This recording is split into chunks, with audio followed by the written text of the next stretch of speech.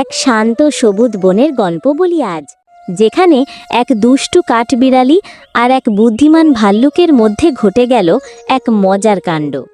এই হচ্ছে টুকটুক, বনের সবচেয়ে কৌতূহলী আর একটু দুষ্টু কাঠবিড়ালি। উফ, আজ তো অনেক ক্ষুধা লেগেছে। বাদাম বাদাম কোথায়?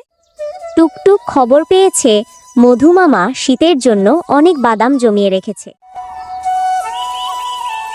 রাতে সবাই ঘুমিয়ে গেলে টুকটুক চুপি চুপি পৌঁছে গেল মধুমামার ঘরে।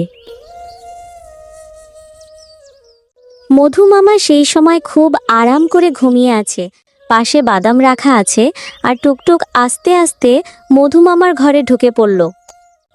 কই কই বাদাম কই রেখেছে? এই তো বাদাম। মজা, খুব মজা করে আজ বাদাম খাবো। আজ অনেক খেয়েছি, একটু নিলেই বাকি হয়, পরে খাওয়া যাবে। টুকটুক যখন মজা করে বাদাম খাচ্ছিল, আড়াল থেকে চিচি পাখি সব দেখছে। টুকটুকে বুঝতেই পারল না কে একজন সব দেখছে। টুকটুক ইচ্ছে মতো বাদাম খেয়ে দৌড়ে চলে গেল। তখনই মধুমামার ঘুম ভেঙে গেল। বাদামের কাছে এসে বলল, বাদাম, আমার বাদাম কে খেলো? হায় হায়, আমার সব বাদাম খেয়ে ফেলেছে রে। ঠিক সেই সময় চিচি পাখি এসে মধুমামার কাছে বলল, মধুমামা, মধুমামা, আমি দেখেছি টুকটুক তোমার বাদাম চুরি করছে। চিঁচি পাখি মধুমামাকে সব কথা বলে চলে গেল। সব কিছু শুনে মধুমামা ভাবতে লাগলো, আমি একটা বুদ্ধি করব, দেখিও নিজেই কি শিক্ষা পায়।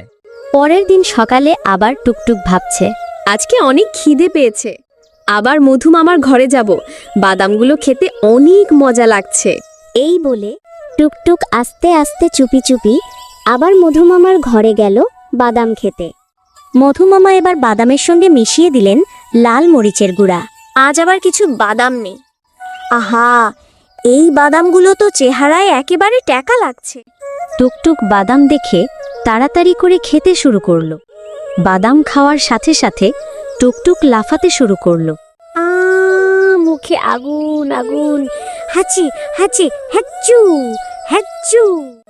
এবার কেমন মজা লাগে দেখো। টুকটুকের মুখ লাল হয়ে গেছে। মধুমামা, ও মধুমামা, আমার মুখ পুড়ে গেল, আমাকে ছেড়ে দাও, আমি আর কোনোদিন আসবো না, ভুল হয়েছে আমার। টুকটুক, যদি চাও আমি দিতাম, কিন্তু চুরি করলে কেউ তোমার ওপর ভরসা করবে না। টুকটুক দৌড়ে চলে গেল বনে। এরপর থেকে টুকটুক চুরি করে না, বরং সবার সঙ্গে ভাগ করে খায়। বন আবার হাসিতে ভরে ওঠে। বন্ধুরা, চুরি খারাপ, ভাগ করে খাও, তাহলেই মজা। এই গল্প থেকে আমরা শিখি, সৎ পথে থাকলে বন্ধুত্ব ও ভালোবাসা সবসময় পাশে থাকে।